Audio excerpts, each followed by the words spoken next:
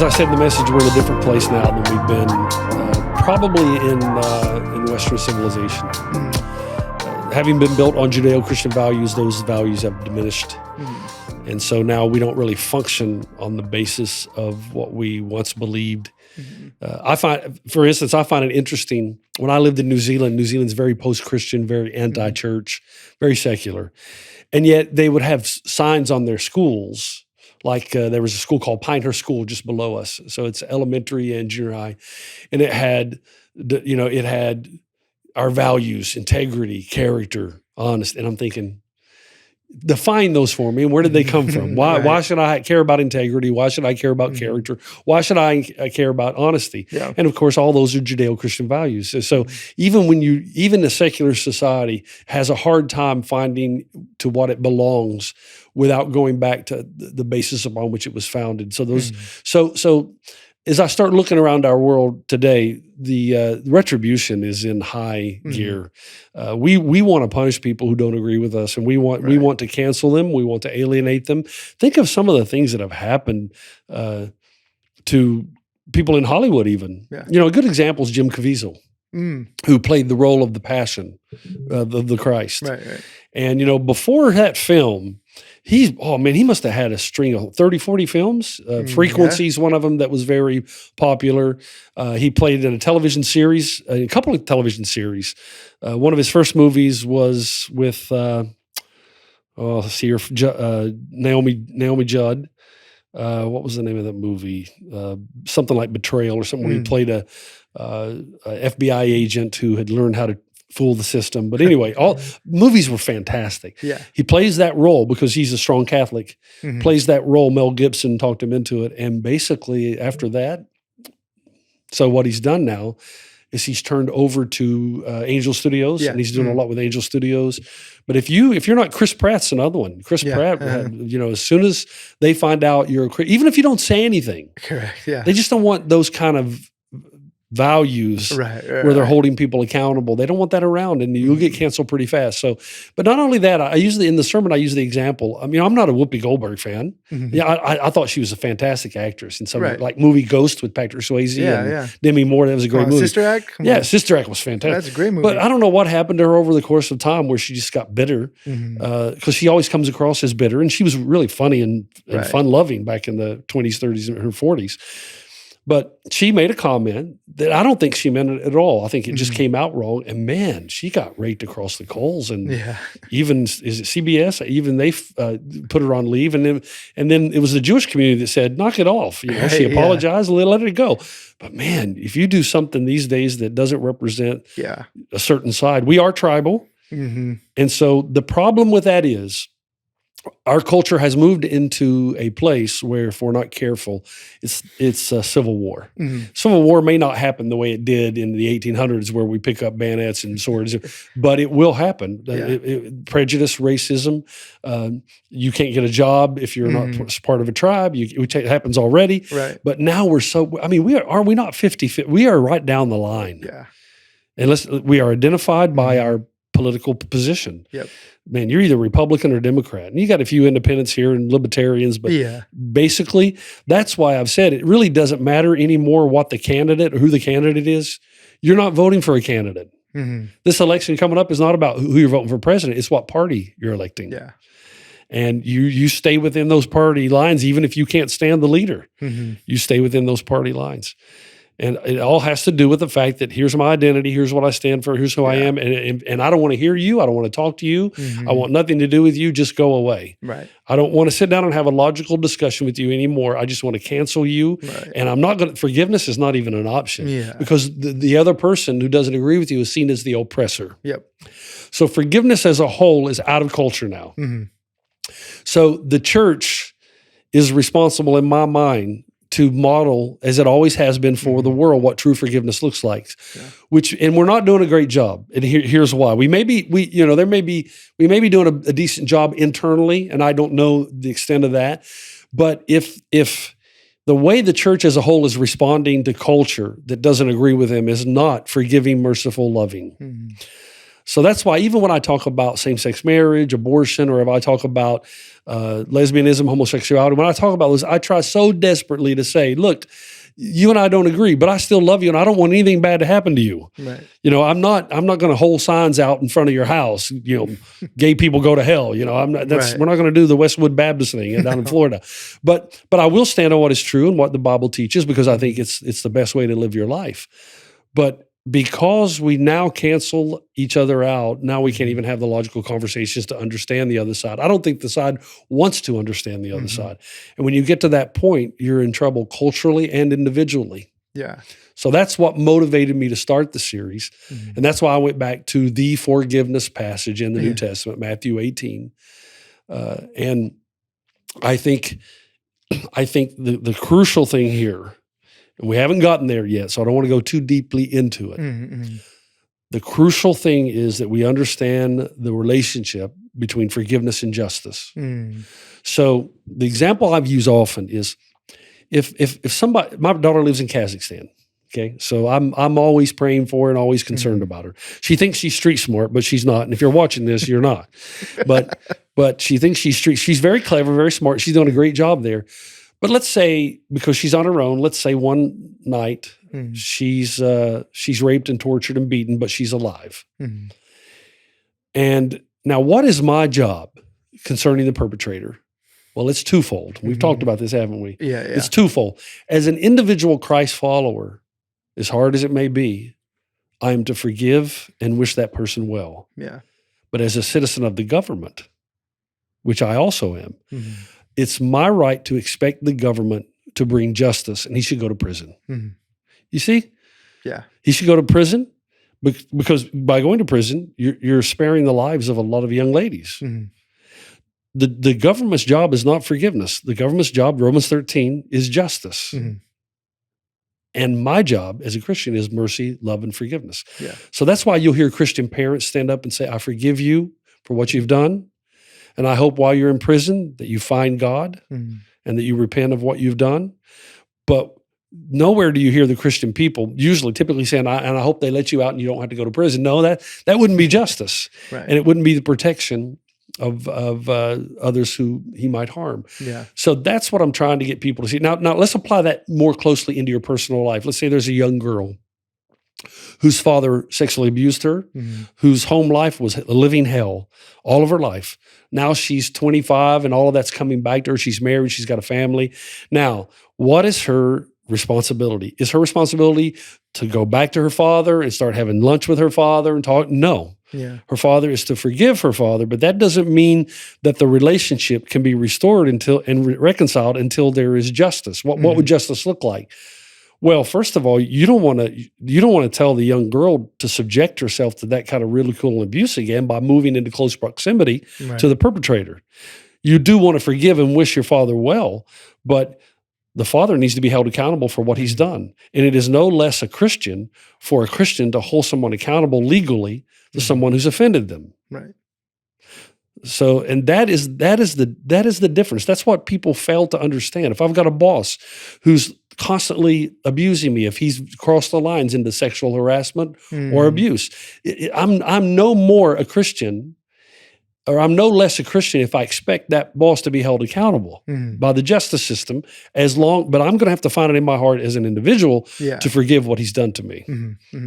So that's the long journey of this forgiveness series. Yeah, as you're saying that, I was thinking of that story of a serial killer who was in the court system, and he's going to get prosecuted and the whole thing, and they allowed the victim's parents to come and say a couple things to him, and it's like a video shows like three people literally saying, "I hope you burn in hell. I hope I hope you just suffer all this stuff." And then that wouldn't be Christian, correct? Yeah, and then this father comes up and he says, all these people are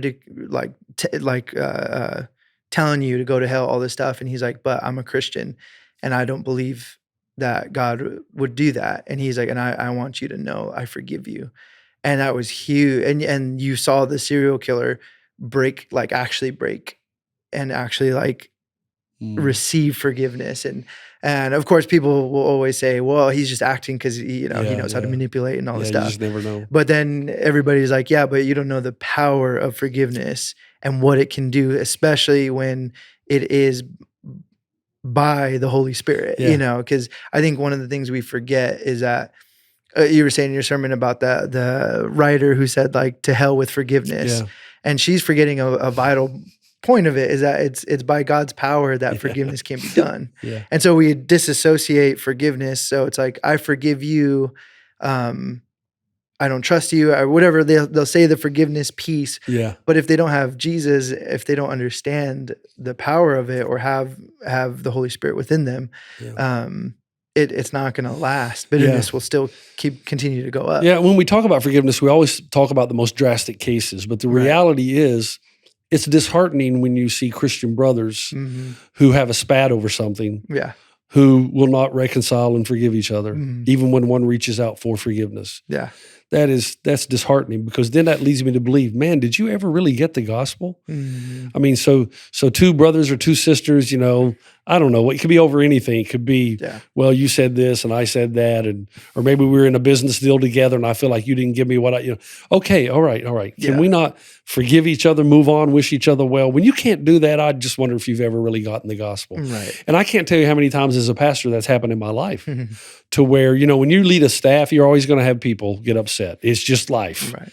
And it's amazing how many times I've reached out to people and said, hey, all right, look, we had this, it's over. I just want you to know I wish you well. Let's have a cup of coffee, my treat, and let's reconcile. Okay, we may not ever have what we had before, and I'm not asking you to come and have hang out with me all. I'm just saying, let's meet one time, forgive one another, wish each other well. And I tell you that most, not okay, let's be honest here. I would say 50-50 probably.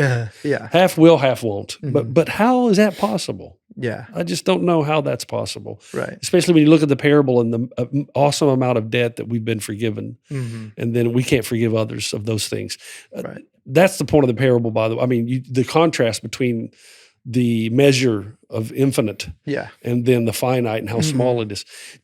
But another part of this series we'll get into is you brought up a good point. There is incredible healing when a person hears they're forgiven, no matter how.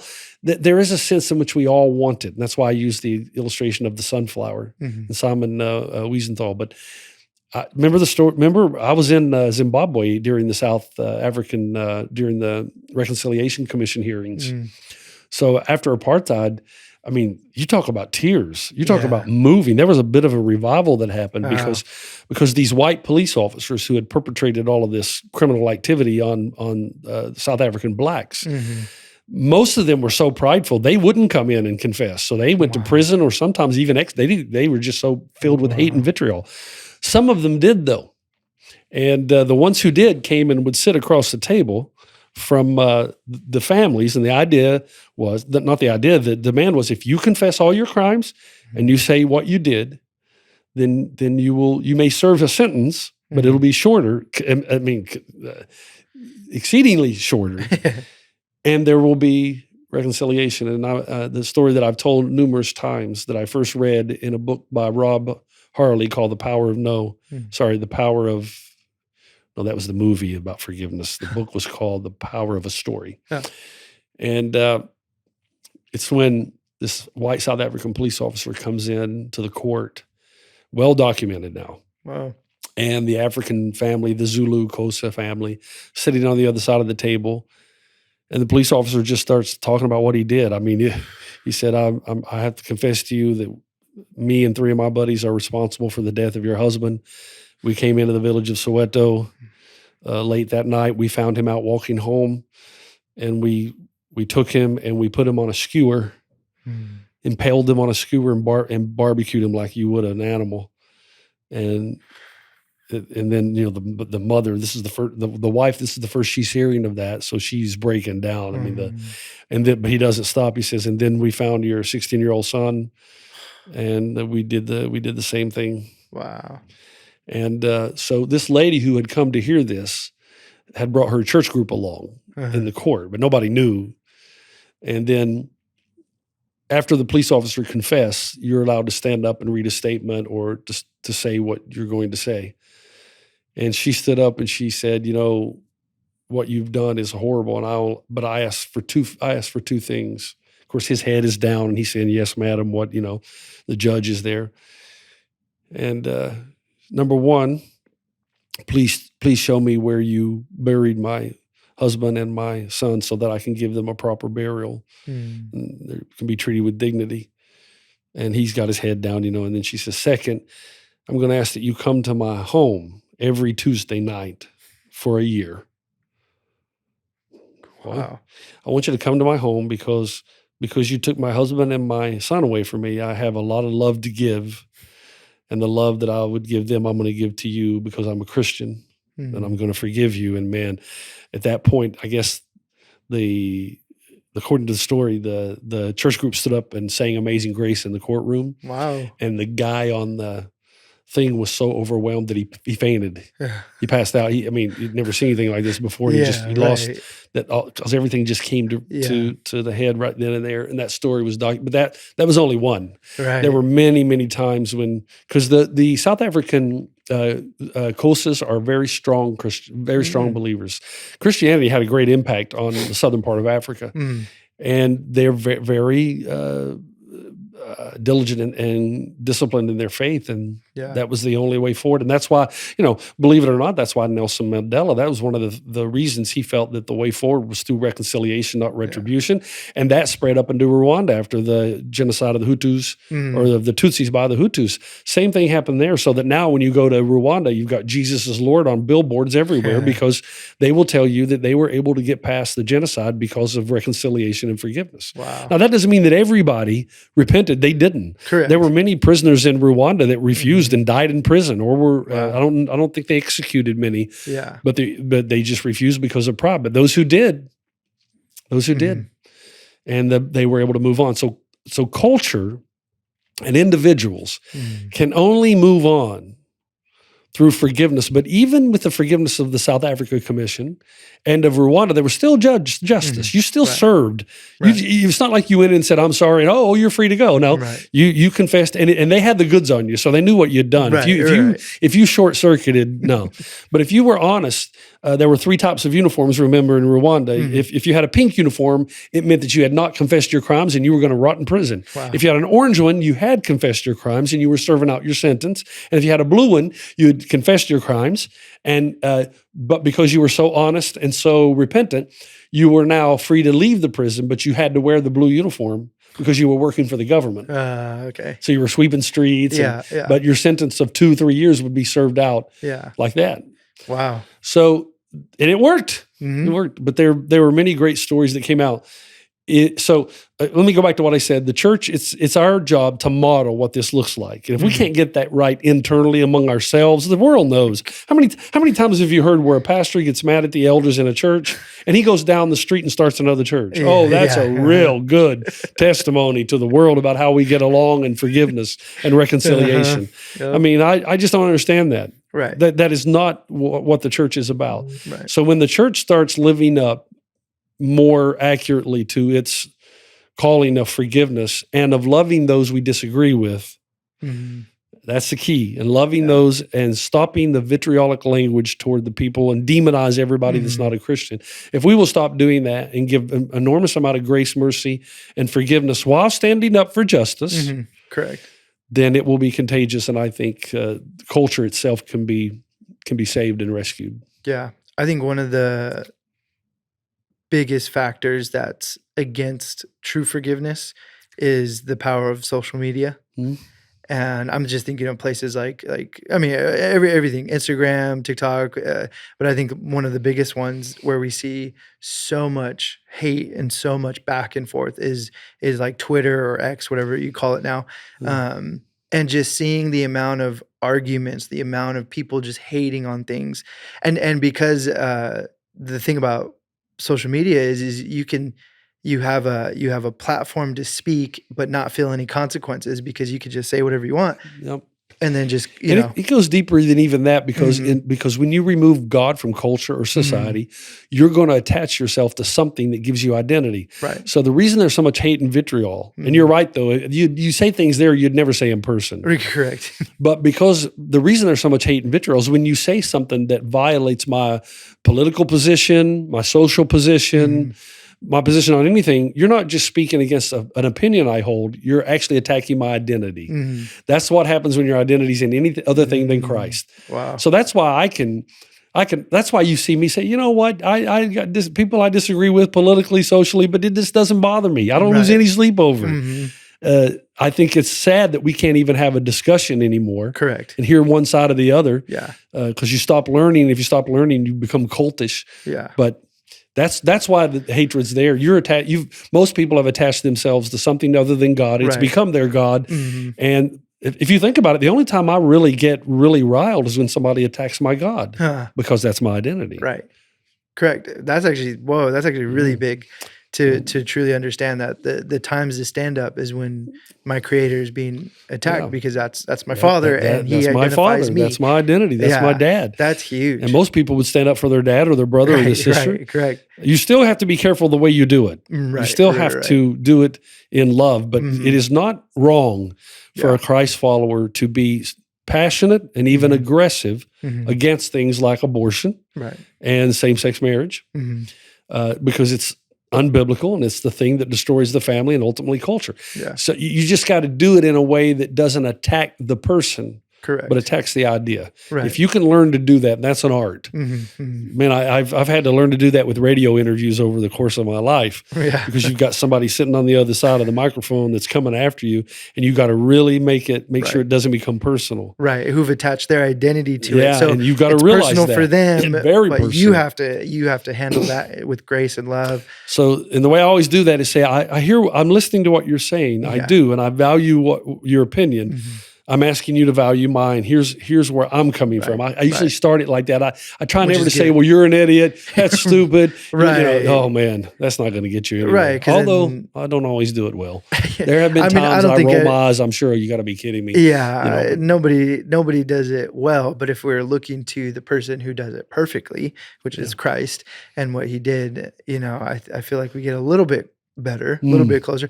But something to like kind of go back on of like, I feel like civil discourse, I mean, there's so much bitterness being built up from people. And it could be from injustices and rightly so, but because they're so magnetic towards the bitterness to want vengeance, revenge, and don't want forgiveness because they want the other person to suffer or to have the amount of same. How would you approach somebody like that? Well, let me ask you something. Have you ever changed your mind because somebody yelled, screamed at you, and threatened to harm you? No. No. People change their mind when they do see passion and they see a logical argument, or I think they change more when they see emotion, but emotion on the other side of like, man, this breaks our heart. Right. This whole thing about destroying everything and looting and hurting local businesses because you're angry, you're not going to change. Let me tell you, you're not going to change anything. It's not the way change happens. Right. Change happens when you have great leadership, like a Mandela, like a Bishop Tutu, like a Kagame in Rwanda. When you have great leaders who encourage civil discourse, and even somewhat civil disobedience by blocking or barricading to a degree, but your message is one of, you're very clever in your placards, what you're saying, you're very clever in it. Yeah. And let's face it, how on earth, I mean, the South was so racist, still is to some degree. Yeah, right. But how did Martin Luther King Jr. get a whole system of white racists to how did he alter it to such a degree? Yes, I know racism's still there. I got it. But man, it sure is different than the days of my grandfather. Right. So there are ways. And how did he do it? Love, justice, mercy. Man, some of the things he did were amazing. And historically, that's worked. just Right. about in every case. I don't know of any cases where you just yell, scream, and shout and threaten that anything really changes. Yeah. You just alienate the people who disagree with you Right. even more. Mm. In fact, you actually prove their assumptions that Mm. you're barbaric, that you're less Wow. than, That's true. Yeah. and that you don't deserve to be heard. Wow. And Martin Luther King Jr. understood that all too Right. well. Right. Correct. But see, they marched in Selma. They Uh-huh. marched. They did Yeah. what they did, and they were ridiculed. But man, what a great man! Right. Not a perfect man, I know. No leaders are. Right. Because every time I say that, I'll have some Christian write in, "Don't you know but he don't cheated you- on him?" Right. Yeah. Dude, we're not even talking about we're talking about what kind of man he was and what kind of leader he was and Yeah. what he was able to accomplish. Right. Chill. Yeah.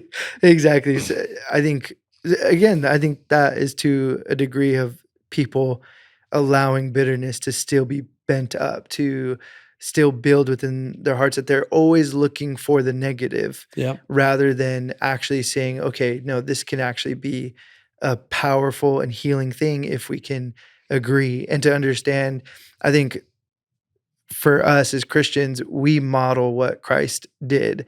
And, going back to the passage of like the king, the ultimate king is the one that forgave that person. Yeah. And Forgave we the need dead. to model that. And obviously the parallel of God is the ultimate being, God is the creator of everything. Hey, you know what's interesting, and maybe this is a good place to stop. Yeah. But what's interesting about that parable Mhm. that I think I've heard it preached on all my life, and I don't think I ever heard anybody say this, but in the end, the king does throw him in jail. Mm-hmm. Right. Isn't that interesting? Yeah. Hmm. So the king had a limit Mm-hmm. to human forgiveness. Yeah. And Mm. I believe that limit is when you're given this incredible amount of mercy and forgiveness, Mm. and it doesn't transform you. Mm. So you see it as a loophole Yeah. to continue to act in an evil way. Mm. Because Well- I mean, the debt was incredible what he owed the king, Right. and the king forgave. Mm. But if the king offers us that grace and mercy, so to me, I liken it to the gospel. Mm. The amount of mercy and grace and forgiveness God offers everyone in this world, no matter what you've done and where you've been, is just immense. Mm-hmm. And he does forgive past, present, future. Yeah. But Jesus is trying to tell us the person who truly gets it and receives it Yeah. will forgive others. Yeah. If you find a person who just will not forgive others, Mm. they never got it. Yeah. So they're still separated. Their debt to the king is still there. Mm. They just, Yeah. that's the hard part of that parable. Correct. And nobody ever talks about that because he Right, does right. throw him in jail. He ends up Right. in jail. Yeah. So what happened? Well, I think the point, and you have to be careful with parables. You can't build every theological position on a parable because there are exceptions to the rule. Right. But in that parable, I think the primary point is twofold. Number one, we've been forgiven a huge debt. Mhm. Rejoice, jump up and down. Yeah. You're good with God. Now, if you really understand it, it doesn't mean you're going to forgive perfectly, but there's something in your heart that wants to forgive. And that goes Yeah. back to the illustration I talked about in the beginning. I think many of authentic Christians have a desire to forgive. Mhm. They're just struggling with it. That is not sinful. Right.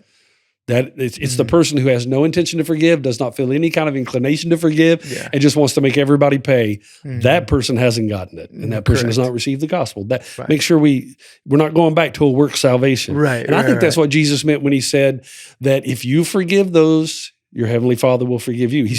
I think he's talking about cause and effect. That's the only way of Right. explaining that. That a person who really understands God's and has Yeah. received God's forgiveness will be able Yeah. to go about the process of forgiving others. So, Right. so I think everybody that hears this, look, I've got someone in my life Mhm.